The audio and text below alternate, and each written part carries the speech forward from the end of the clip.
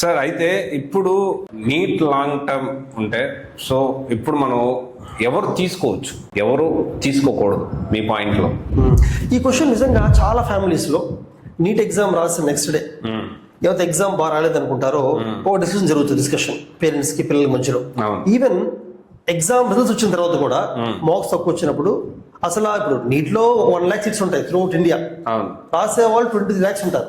అంటే 22 lakhs students NEET qualify ఎవరు అంటే వాళ్ళకి ర్యాంక్స్ రావు. సో వీళ్ళందరిలో ఆల్మోస్ట్ అందరూ ఏం ఆలోచిస్తారు, పేరెంట్స్ అయినా పిల్లలైనా మళ్ళీ 1 year తీసుకుంటే ర్యాంక్ వస్తుందా? చాలా మంది నాకు తెలిసిన వాళ్ళు మన స్టూడెంట్స్ చాలా మంది కూడా బయట వాళ్ళు కూడా 2 సార్లు 3 సార్లు 4 సార్లు తీసుకుంటుంటారు. అది నాకు కరెక్ట్గా చెప్పాలంటే కొంతమంది స్టూడెంట్స్ కరెక్ట్ అవ్వచ్చు, ఎక్కువ మంది కరెక్ట్ కాదు, ఆలోచన కరెక్ట్ కాదు. ఎక్కువ మంది స్టూడెంట్స్కి అన్నిసార్లు అని కరెక్ట్ కాదు. అసలు నీట్ లాంగ్ టర్మ్ ఎవరు తీసుకోవాలి? First point, neat long term తీసుకోవాలనుకుంటే మనం ఏం ఆలోచించుకోవాలి, ఏం ఆలోచించుకుని డెసిషన్ తీసుకోవాలంటే ఫస్ట్ ఆలోచించుకోవాలంటే అసలు ఫండమెంటల్గా 720 మార్క్స్కి రఫ్గా ఎంత వస్తుంది? 720కి మరీ 120 150 అంత తక్కువ వచ్చినప్పుడు 1 yearలోనే మన ర్యాంక్ సాధించడం చాలా కష్టం. ఎందుకంటే 2 సంవత్సరాల్లో మొత్తం చదివిన తర్వాత కూడా కనీసం 200 కూడా రాలేదంటే జనరల్ కష్టం. అంటే రేర్ కేసులు ఉంటాయి, ఎక్సెప్షనల్ కేసులు ఉంటాయి, అసలు హెల్త్ బాగాలేకపోవడం వల్ల లేదా వాళ్ళ కాలేజ్లో నీట్ ప్రిపరేషన్ లేకుండా ఉన్న అలాంటి పక్కన పెడితే నీట్కి ప్రిపేర్ అయ్యి ఎగ్జామ్ రాసి మరీ తక్కువ మార్కులు వచ్చిన వాళ్ళు 1 year ర్యాంక్ కొట్టడం కష్టం నా ఉద్దేశం. ఓకే, జనరల్గా. బట్ అరౌండ్ 300 దాటి 300 రఫ్కి వచ్చిన వాళ్ళు అక్కడి నుంచి 500కి వెళ్ళే పాసిబిలిటీ ఉంటుంది. మనం ఏం ఆలోచించాలంటే స్టూడెంట్ ఏం ఆలోచించాలంటే అసలు వాళ్ళకి ఇంట్రెస్ట్ ఉందా లేదా, ఫిజిక్స్ కెమిస్ట్రీ ఈ సబ్జెక్ట్ ఇంట్రెస్ట్ ఉందా లేదా. ఇంట్రెస్ట్ లేకుండా కష్టపడదాము చదువుతాము ర్యాంక్ వస్తుందంటే రావడం కష్టం.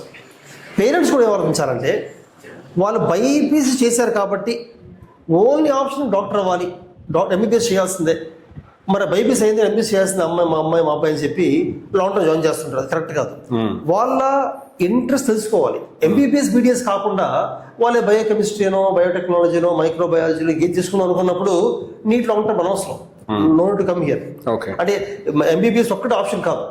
కానీ ఎవరైతే స్టూడెంట్స్కి నేను ఎంబీబీఎస్ చేద్దాం అనుకుంటున్నాను, నేను ఇంటర్మీడియట్లో కొన్ని టాపిక్స్ మా ఫ్యాకల్టీ బాగా చెప్పలేదు, లేకపోతే నాకు చదువుకునే టైం సరిపోలేదు, నేను లాంగ్ టర్మ్ చదవగలను, నాకు ఆ ఇంట్రెస్ట్ ఉంది, కష్టపడతారని నమ్మినప్పుడు అలాంటి వాళ్ళు లాంగ్ టర్మ్ తీసుకోవచ్చు. మనం చూసుకోవాల్సింది ఈ పారామీటర్స్. నెంబర్ 1, ఆ స్టూడెంట్కి నేను నీట్ 1 year లాంగ్ టర్మ్ తీసుకొని ప్రిపేర్ అయితే ర్యాంక్ సాధించగల నమ్మకం ఉందా?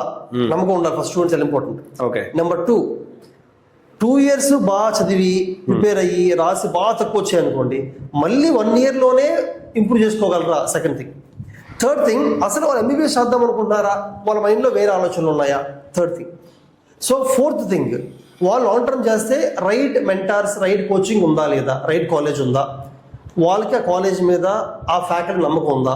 ఈ 4 things అనమాట. వీడియో డిసిషన్ తీసుకోవాలి. కానీ చాలా విషయాలు ఏమవుతుందంటే పేరెంట్స్ స్టూడెంట్స్ ఈ 4 criteria మ్యాచ్ అవ్వకపోయినా పేరెంట్సే స్టూడెంట్స్ ఇంపోజ్ చేసి రుద్ది లాంగ్ టర్మ్ చేయిస్తారు. అది కరెక్ట్ కాదు.